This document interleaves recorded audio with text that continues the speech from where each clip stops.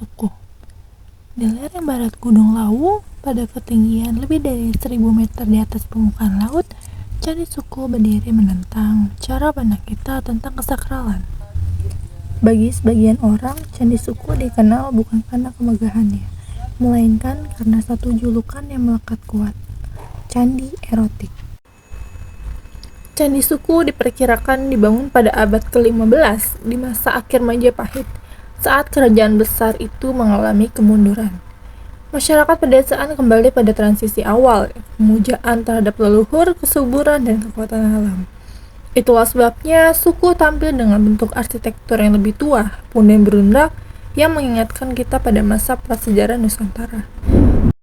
Menurut penelitian itu kan namanya punden berundak. Punden itu dari kata pundian, itu tempat untuk persembahan, sembahyang. Jadi kemungkinan besar yaitu dipakai untuk peribadatan atau persembahan orang-orang masa lalu kepada Sang Hyang Widi atau pencipta alam semesta. Jadi untuk peribadatan. Yang itu kalau diterjemahkan secara harfiah kata Tuhan, Yang Widi itu yang satu, yang esa. Di balik kesederhanaannya, suku membawa pesan simbolik yang kuat terutama tentang kesuburan, kelahiran, dan siklus kehidupan. Berbeda dari candi-candi Hindu di Jawa lainnya, Linggayoni di suku ditampilkan secara eksplisit dan lugas, bukan untuk hal yang vulgar, namun sebagai representasi suci tentang awal mula kehidupan. Masyarakat Jawa saat itu percaya bahwa keseimbangan antara unsur maskulin dan feminim adalah kunci kelimpahan panen yang subur, keturunan sehat, dan kehidupan yang selaras. Suku itu lebih menonjolkan relief Sudamala, walaupun beberapa candi itu memang relief Sudamala itu ada di Suku, ada di Cetok juga ada beberapa relief yang menggambarkan tentang kisah Sudamala itu, tentang orang konsep kehidupan dari baik dan buruk menjadi baik itu dari baik menjadi buruk menjadi baik lagi, itu konsepnya itu. Kemudian kalau yang candi Suko itu memang yang paling menonjol itu Linggayoninya itu. Lingga itu bentuknya seperti tombak, itu untuk laki Dewa Siwa. Kemudian yang Yoni itu untuk wadah atau lubang, itu konsepnya untuk Dewi Parwati.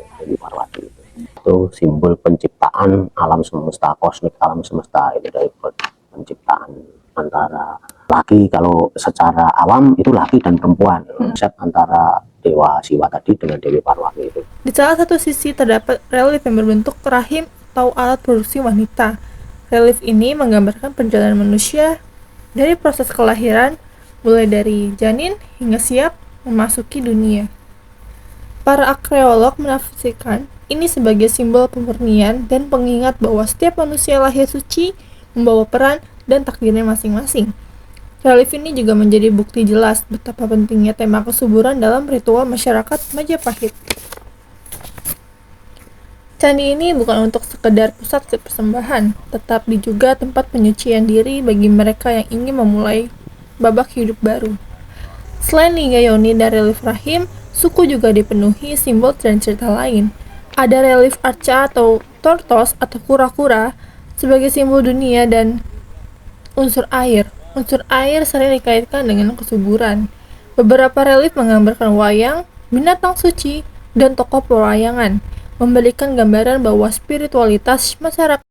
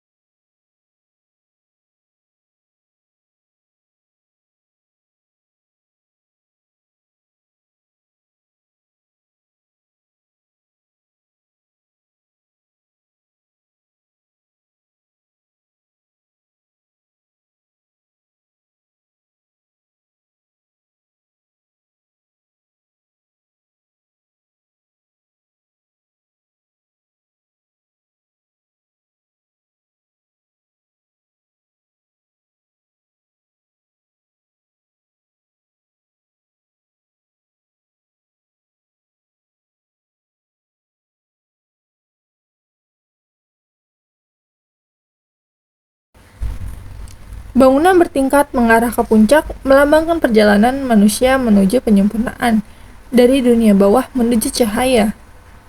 Kini, Candi Suko menjadi salah satu destinasi budaya yang paling unik di Jawa Tengah. Sebagian struktur telah mengalami pemugaran, namun banyak batu aslinya masih tersusun seperti ratusan tahun lalu.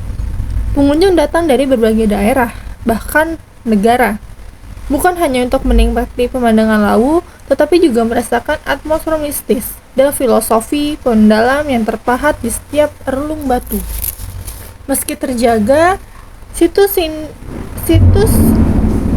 ini tetap memerlukan pelindungan dari cuaca, erosi, dan kerusakan akibat aktivitas manusia.